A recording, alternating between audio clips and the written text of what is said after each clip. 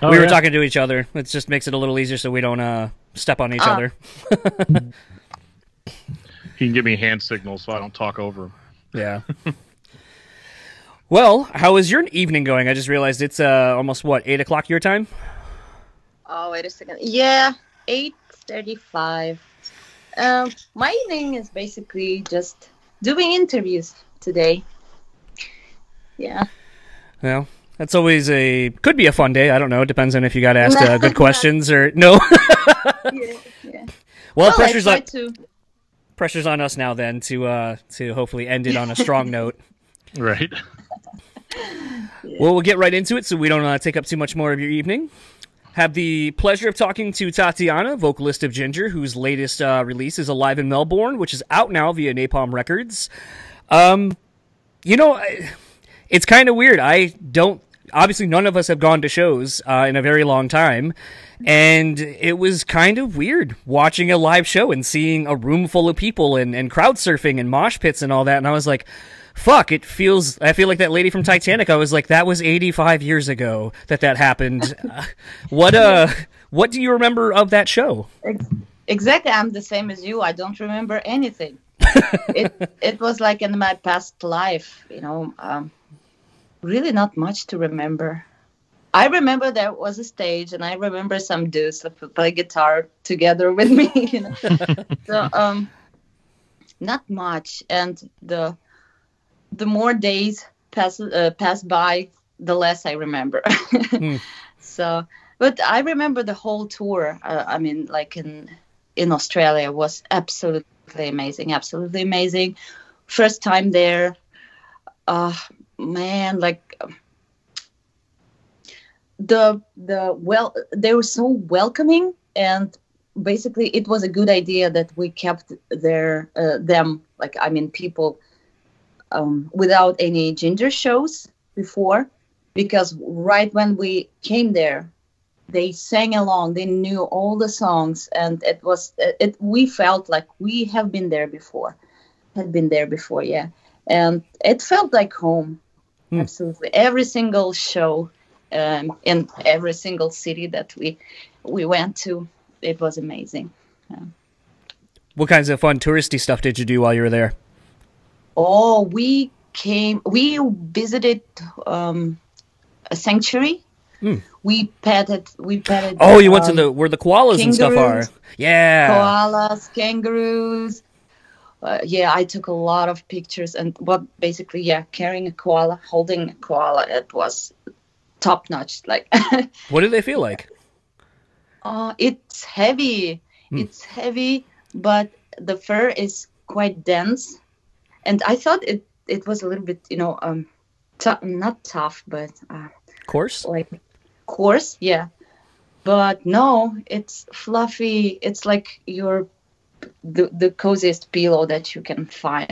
And I don't remember the smell. It obviously didn't have very horrible smell, but yeah, really heavy, and I was afraid to break it. I thought it was so fragile.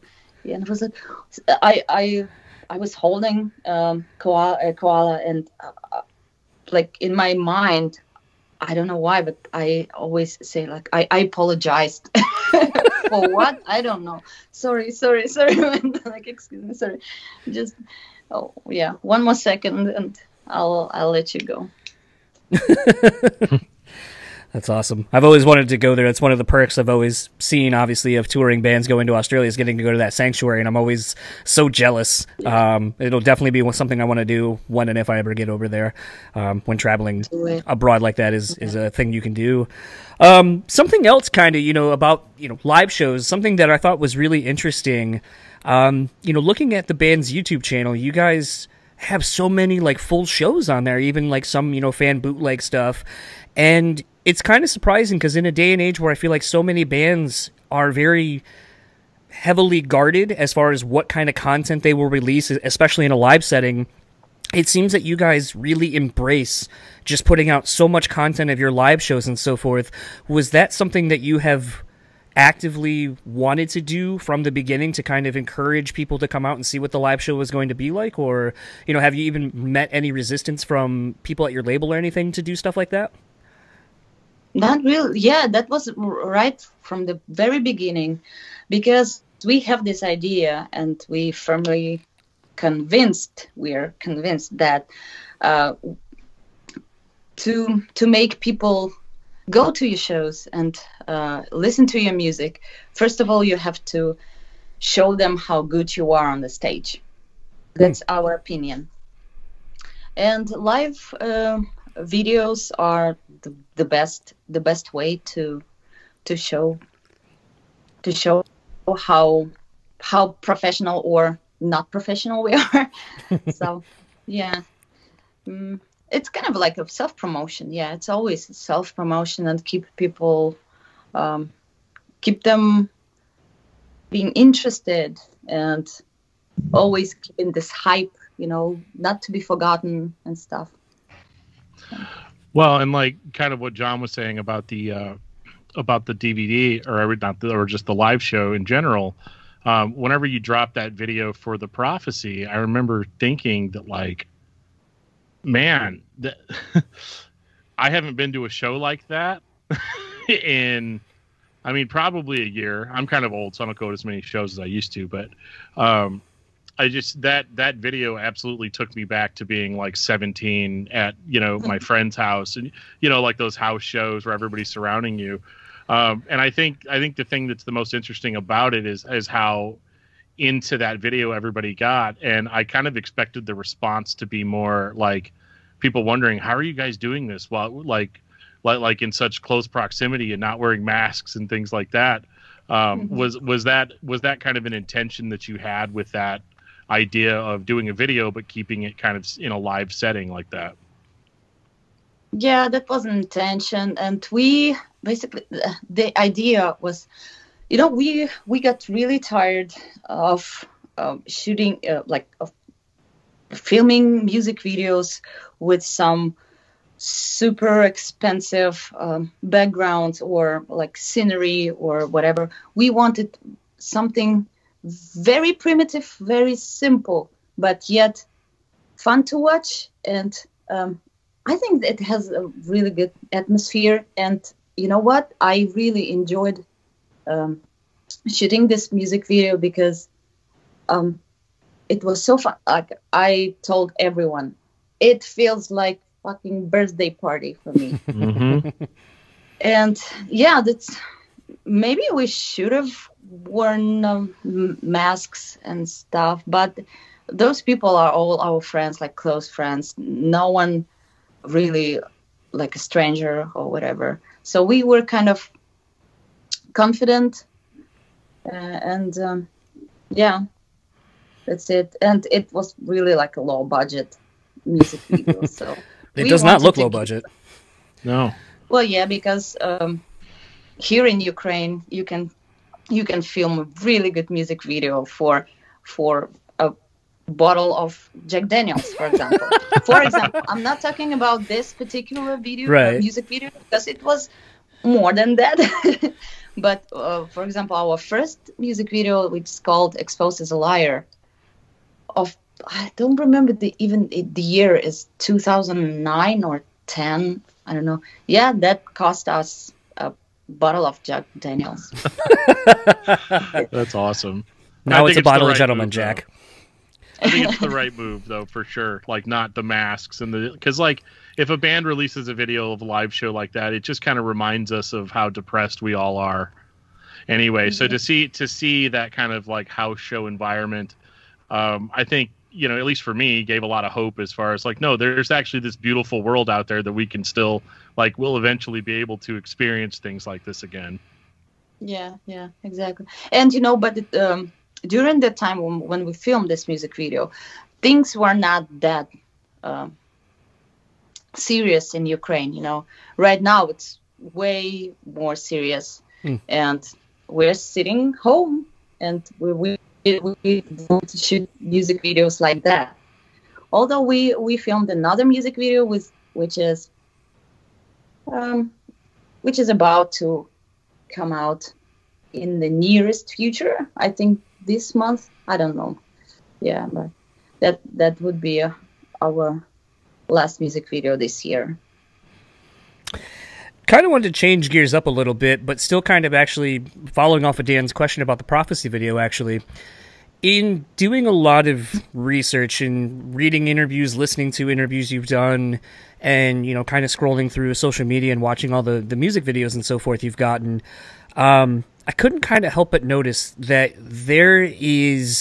that you seem to be, as far as your style, seem to be incorporating a lot of like early kind of 90s hip-hop kind of vibe to it. And it's interesting because to me, in a genre, in a scene that kind of really predominantly lacks any sense of like, I'm wearing my black t-shirt of the band that I came to see or a band I just saw, it's interesting to see colors and see style. And, you know, as I'm wearing an Aaliyah shirt, you know, Gwen Stefani and Aaliyah vibes come to my mind.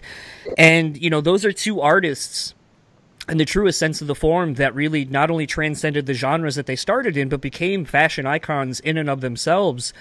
So I kind of wondered, where did your sense of style kind of start coming from, and who are maybe some of your inspirations? Well, I'm a 90s child. You know, I always be dedicated to that period of time, and I'm really happy to see that this year it kind of came back again, but not into metal, of course. Metal doesn't admit anything but leather, spikes, you know, and stuff like that. That's why I don't like it. It's not me if I wear leather pants, for example. Like if I look like a heavy metal chick, that's not me. And I always be dedicated to a hip hop culture. And yeah. I can, you know, like 20 years ago, well, less than 20 years ago, I was a tomboy as fuck. And I loved wearing saggy jeans, you know, looking like Fred Durst. I still love this style. Yeah, maybe Fred Durst, one of them, one of my trendsetter. Yeah, styles. Yeah, like basically new metal is what I always loved, and what I will incorporate to my style from time to time. Yeah, we'll continue doing that. Do you feel? Actually, I shouldn't say do you feel. Have you noticed maybe that? Because in my looking arounds on the interwebs, saw like a makeup tutorial you did for your stage makeup, and I saw a lot of comments from girls who were like, oh, you know, I didn't know to blend this, or my foundation isn't this, or I tried the foundation you used in the video and so forth. And, you know, I feel like, you know, like you were kind of saying, like, oh, I kind of grew up a tomboy, but I think a lot of women who are into metal and you know, this style of music also want to embrace their femininity and look attractive too, and not look like, you know, most of us dudes and beer hanging down our shirts and shit like that. But have more women or more people been coming out to you and saying, you know, you're inspiring them to kind of go in a different route with their fashion and or their makeup or anything? Yeah. A lot of girls start to like tag me on Instagram, recreating all the makeup like ideas that I showed. And it's kind of cool. And I mean, I'm honored when someone tried to borrow like, you know, style from me, but you know, I'm not someone who invented this or that type of style, you know, like clothing. So I'm just passing it through. Yeah, so yeah, not much to talk about it. Yeah, but you can actually look like feminine even wearing oversized t-shirts, for example. So I don't know, femininity is not about makeup basically, but whatever. Yeah, it's about treating other people. Yeah, I guess for me it was a thing where we've kind of tried figuring out you know, like when I kind of was thinking about this as a question, I kind of kept coming back to, you know, would I ask any of the guys that we've had on the show this? And I was like, I would. But unfortunately, most of the guys we talk to don't have any sense of style for me really to talk about. So it just kind of turns into this thing where I was like, I wonder if, you know, if I were to put myself in the situation like I was telling Dan earlier, where it's like, you know, let's say I was on a mostly pop tour with like a Christina Aguilera and like Disney singer-songwriter people, that either I feel like it would push me to, you know, when I'm not hanging around them, to really go embrace more of my masculine side because I've been around so many women and that's my day-to-day, that it would kind of force me to find other avenues that maybe would allow me to express myself that way. Or adversely, it would allow me to maybe go more and embrace more of my feminine side, because that's what I'm constantly around and it's what I'm used to at that point. So it kind of made me wonder if the adverse was kind of the same for you at all. I hung out around boys too much. That's why I started wearing this, all this like tank tops and really like camouflage shorts and stuff. And I don't know why. I mean, I really thought that I was more boy than a girl. I'm not talking about like sexual preferences. It's just my style. I felt like I want to fight. I don't know. And I want to go skateboarding or snowboarding, go extreme, you know. And but that, I think that were just my teenage years. Now I'd love to wear, and I will. Like I have a couple of really like hip hop jeans in my closet, and I'll definitely will wear them on the stage and stuff. And no matter what true metalheads think, because they cannot stand this hip hop culture being introduced in the metal scene, you know. They That's why I'm doing it. I don't want them to think that I'm one of them, you know. I'm not a heavy metal girl. Yeah. I'm Gwen Stefani. Yeah, of course. I wish I would. I wish I was, but yeah. Well, you mentioned. Oh, sorry. Go ahead. No, like I mean, I love pop music. Also, like Pink for me is a rock star in the pop music. Fuck, and that's amazing. So you can be a rock star in pop music, but you cannot be a rap star in metal. That's a bummer. It is. Well, you had mentioned new metal earlier, and it's been really interesting, especially, you know, like talking about metal and what true metalheads think, or a lot of them don't think. I'm one of them, and I don't really think of as much as I probably should sometimes. But you know, I think the interesting thing about new metal, like some of the stuff that you were describing, it was very much the same way as far as incorporating kind of a hip hop culture into this harder music. But I think it's interesting now in 2020 that it seems like there was a period of time in metal where it wasn't cool to like new metal, or like not cool to like Limp Bizkit, or not cool to like some of these bands. But it seems like lately now, it seems like all of that stuff is coming back in vogue. And have you experienced any of that, or seen kind of any of that trending lately with new metal, I guess, kind of making a bit of a comeback? Maybe, you know, I stopped following trends, you know, in music. No, I stopped following all the bands that I really loved in the past. I don't listen to music right now at all, like I mean heavy music. And but for me, you know, you of course you've heard of POD, and for me that kind of new metal with, like, I mean style like dreadlocks, you know. I wore dreadlocks for more than 10 years, and I looked like Sonny from POD.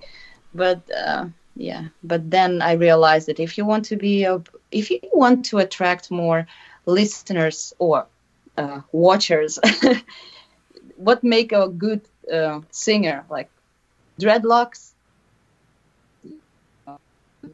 automatically like really cool dude. So that's why cut my dreadlocks off so that I didn't want to be ruled by my image, just that. And I forgot what question you asked. Oh no, it's okay. I think I lost the topic. Yeah, sorry, man. No, it's okay. I just talk. I don't ask questions too much. Yeah, trends. Well, I don't know. Like, I mean, I plan like in next year, maybe some festival if it happens.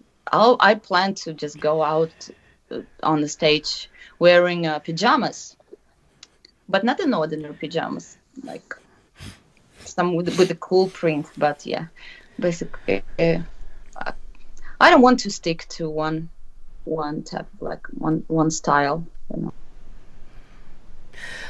One of the last questions I have for you before we let you go, kind of in reading over your lyrics over the last couple of records, a lot of it, when you take away the music and just focus on the lyrics themselves, very much read like poetry.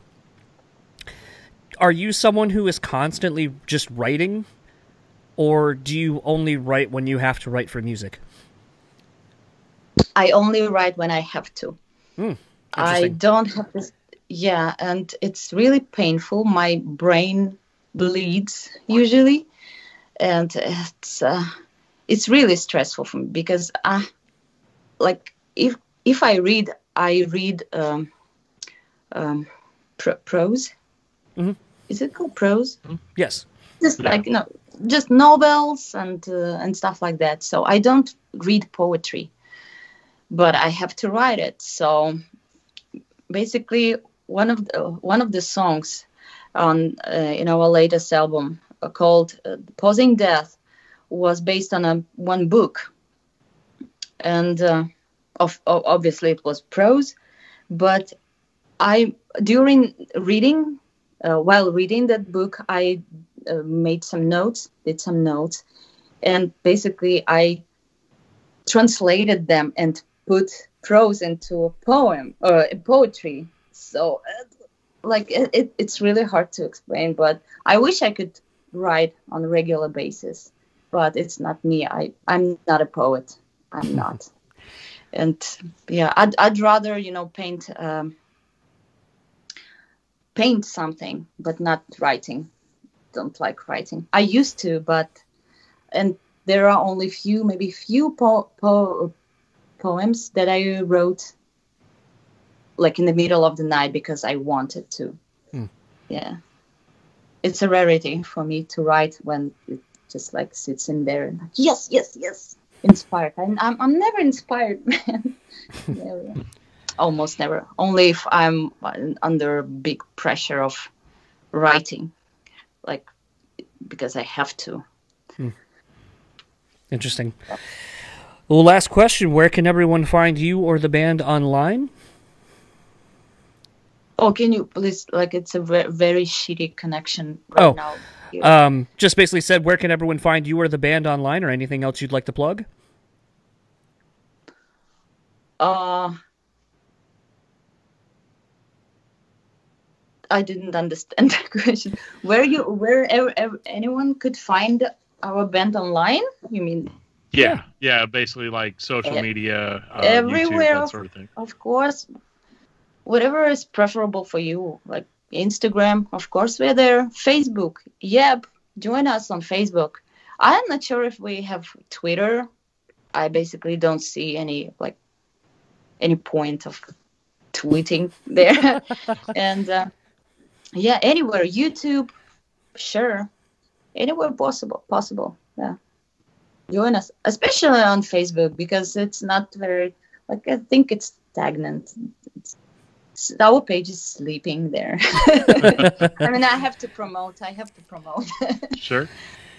Well, thank you very much for taking the time, and enjoy the rest of your evening. And when everything gets back to normal-ish, we're looking forward to seeing you come back over here in the States and play some shows. Yeah, sure, absolutely. Thank you guys so much. I'm a little bit tired. I was already tired when I started this marathon. So No, it's okay. 9 o'clock in the evening, and yeah. But No. it was a pleasure. It was a Yeah. pleasure to chat, and Awesome. yeah. Well, thank you Yeah. very much. Absolutely. Yep. Thank Thank you too, guys. Bye. Bye. Bye. Fucking sucked. Oh, that fucking sucked. Shao Kahn, what'd you think? That was pathetic. Yeah. Yeah. Coach, what'd you think? Fucking embarrassing! Okay. Okay. I mean, I knew it was gonna fucking suck, but I think those guys were a little rude. Austin Powers? How about no? Okay. I thought we were gonna get the Austin Powers vote. We did not. John, use that for your podcast. It fucking sucks. But you knew what you were getting into. It's your own fault. It will result in less listens. You're gonna see a decline in listeners if you start the show with that. You're gonna see 30 seconds in, the number will plummet. And I will be there at the bottom of the plummet saying, I fucking told you, don't use this fucking riff. It sucks.